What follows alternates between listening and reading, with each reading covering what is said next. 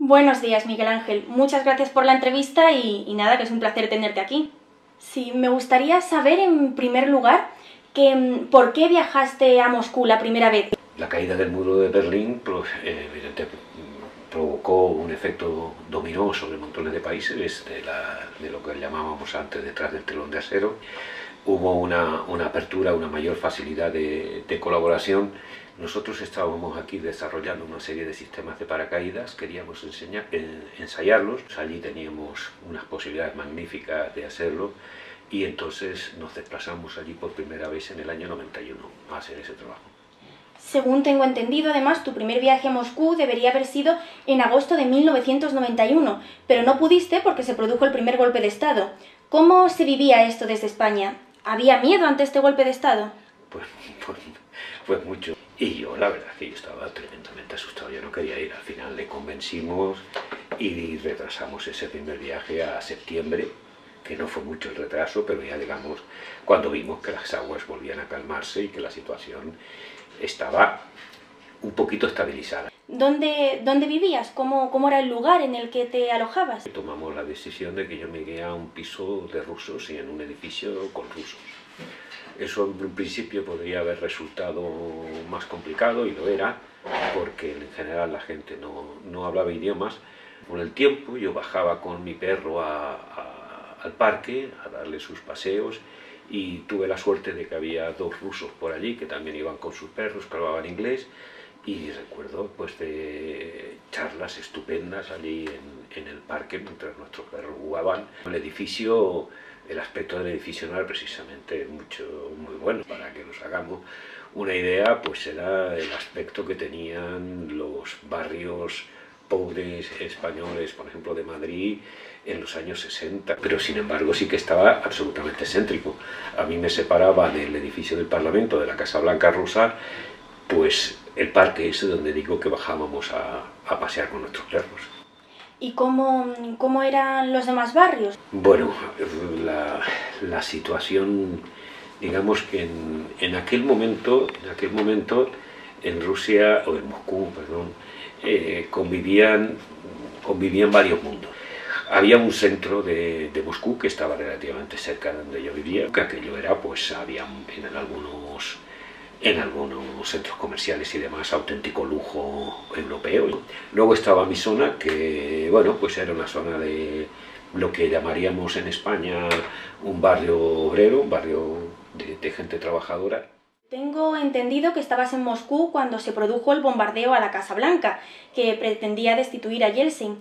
¿Tú eso cómo lo viviste? Porque además, según has dicho, estabas bastante cerca de eso. Yo afortunadamente el bombardeo no lo viví allí. Afortunadamente justo fue el episodio que me faltó. Yo lo que viví fue una vez que se produjo digamos, lo que se consideraba que era una rebelión del Parlamento ruso con respecto a Yeltsin y a su política. Entonces se produjo el sitio al Parlamento, y yo lo que sí recuerdo es que yo vi cómo se montaron las barricadas, cómo el ejército montó las barricadas en la zona.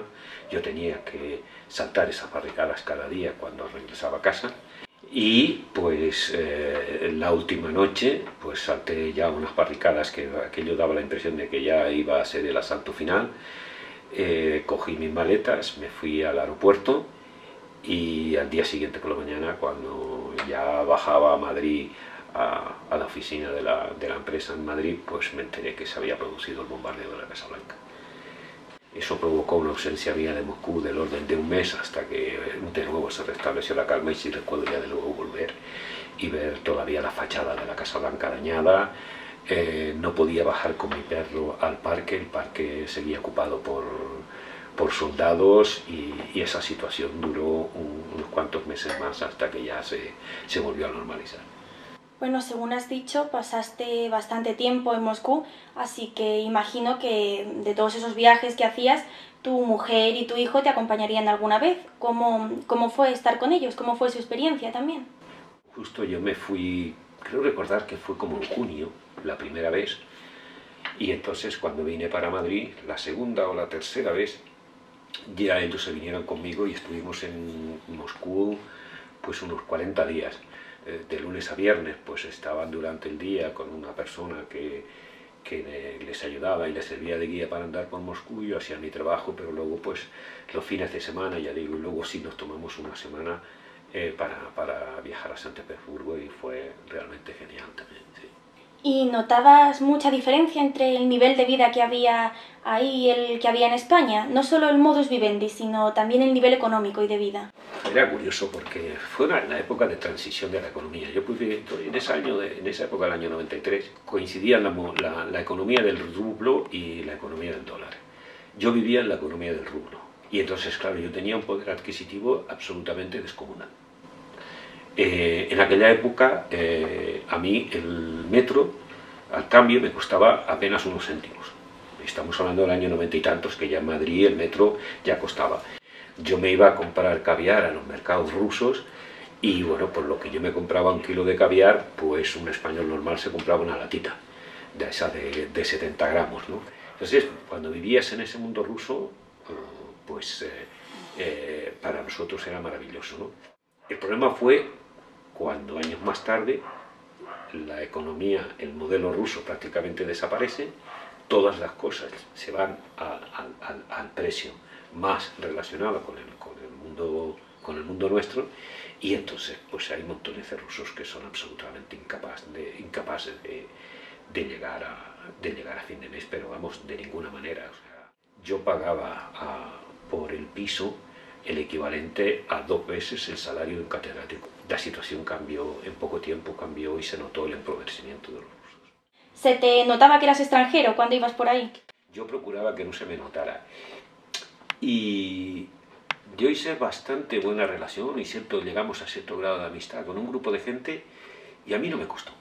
Yo creo que no son tan distintos. O sea, al final a todos nos gusta la literatura, nos gusta la música, y en particular a los ingenieros nos gustan las matemáticas. O sea, quiere decir que curiosamente en aquella época, en contra de la propaganda que se nos vendía, no éramos tan distintos y no teníamos anhelos tan distintos en los países entre ellos y lo que nosotros habíamos podido vivir en España. ¿Viste mucha diferencia entre cómo empezó y cómo terminó? Yo lo que observé es que cambiaba, y cambiaba para mal. Y cambiaba para mal porque, por ejemplo, los pensionistas rusos vieron cómo su pensión se iba al garete. Habían perdido completamente poder adquisitivo, era imposible vivir con la pensión, cosa que antes de la caída del muro, o sea, antes, mientras se mantuvieron vigentes los sistemas socialistas, pues los pensionistas rusos vivían muy dignamente. ¿Crees que arriesgarse tanto para cruzar al capitalismo merecía la pena? ¿Crees de verdad que había tanta diferencia, que era tan maravilloso lo que había al otro lado? Dejar la vida yo nunca habría arriesgado. Yo no. Y montones de esa gente, la razón por la cual esta gente arriesgaba su vida es porque creían que salían del infierno al paraíso.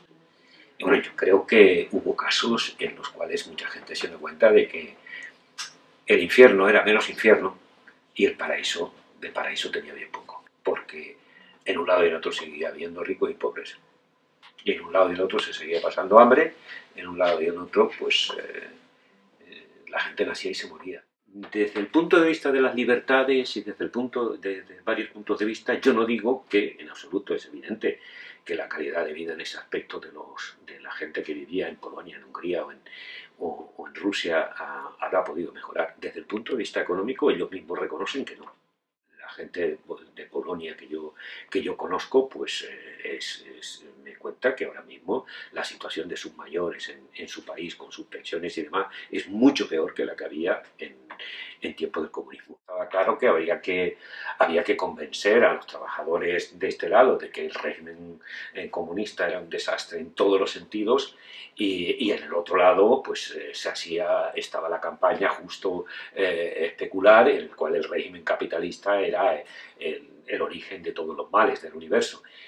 Recuerdo comentar con mis compañeros y decirles que lo que contaban los periodistas en los medios occidentales de cómo era Moscú era mentira.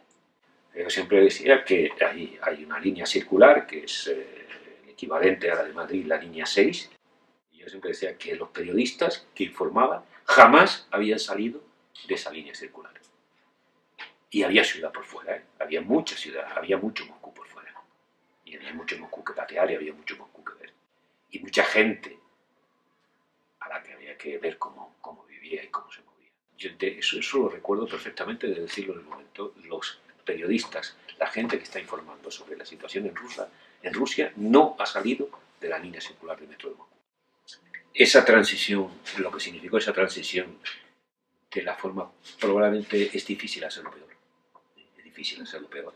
Se hizo parar porque no se respetó absolutamente nada de lo que quedó de esos países que tenían tecnología, que tenían cultura. Me parece que habría que darle un pensamiento para replantearse cómo habría que haber hecho las cosas.